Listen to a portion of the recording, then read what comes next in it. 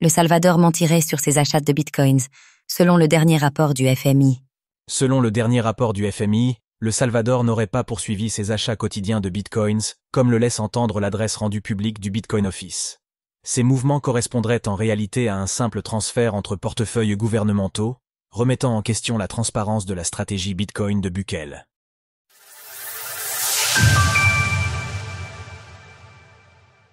Le Salvador aurait en fait arrêté ses achats de Bitcoin il y a plusieurs mois.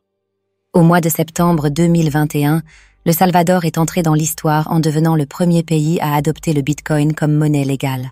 Dans les mois qui ont suivi, le gouvernement de Nayib Bukele a acheté plusieurs milliers de BTC.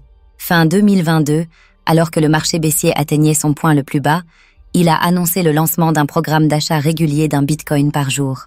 À ce jour, le pays détient une réserve d'au moins 6240 et un BTC, soit plus de 750 millions de dollars.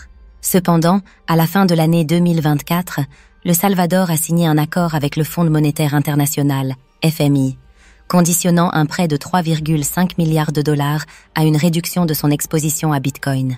Malgré cet accord, l'adresse rendue publique par le Bitcoin Office a continué de recevoir des fonds. Pour aller plus loin, découvrez notre documentaire sur l'adoption du Bitcoin au Salvador en entier sur YouTube. Pour beaucoup, les réponses de Bukele et du Bitcoin Office avaient été interprétées comme un acte de défiance à l'égard du pouvoir du FMI. Mais aujourd'hui, le dernier rapport de l'institution de Bretton Woods confirme que ces achats de Bitcoin n'étaient en réalité qu'une façade. Extrait du dernier rapport du FMI. Dans notre documentaire sur le Salvador, publié en mars dernier, nous soulignons que l'adresse rendue publique par le Bitcoin Office ne constituait en aucun cas une preuve complète des avoirs en BTC du pays. Nous disions qu'il était tout à fait possible que le gouvernement ait acquis d'importantes quantités de Bitcoin bien plus tôt, avant de les transférer progressivement sur cette adresse à raison d'un BTC par jour. Le rapport du FMI confirme cette hypothèse. Les augmentations des avoirs en Bitcoin dans le fonds de réserve stratégique en Bitcoin reflètent la consolidation des Bitcoins provenant de différents portefeuilles détenus par le gouvernement. Cela n'a rien de surprenant. Les finances du gouvernement Bukele restent opaques, et en l'absence de transparence globale sur celles-ci, il est impossible d'avoir une certitude quant à la composition réelle de la réserve nationale en Bitcoin. Retrouvez notre documentaire « Du pays le plus dangereux au monde à l'adoption de Bitcoin » sur YouTube.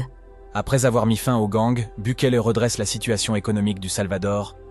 Comme une coïncidence, Bloomberg a révélé hier que les obligations d'État du Salvador sont en forte hausse, devenant les plus performantes des marchés émergents. Cette progression serait portée par une forte demande pour une nouvelle émission obligataire de la Société publique d'énergie SEL, signe d'une confiance croissante des investisseurs dans l'économie salvadorienne.